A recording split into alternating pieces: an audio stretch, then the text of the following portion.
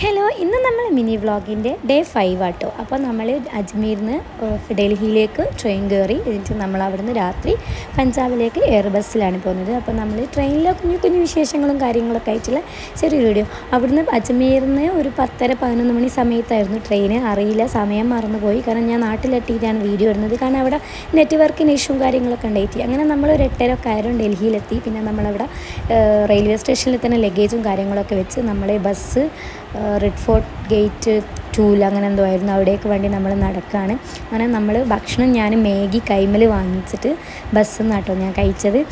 മാഗിയിലാണ് പിന്നെ ഒന്നും നമുക്ക് കഴിക്കാനെന്നെ തോന്നുന്നില്ല. അപ്പം നമ്മളങ്ങനെ മാഗിയൊക്കെ കഴിച്ച് നല്ല അടിപൊളി ബസ്സായിരുന്നു കേട്ടോ. നല്ല AC ഒക്കെ നല്ല കൂളിങ്ങും നല്ല ക്ഷീണമൊക്കെ മാറ്റി നല്ല റിഫ്രഷ് ആയിട്ടാണ് ഞങ്ങൾ ഉറങ്ങിട്ടോ.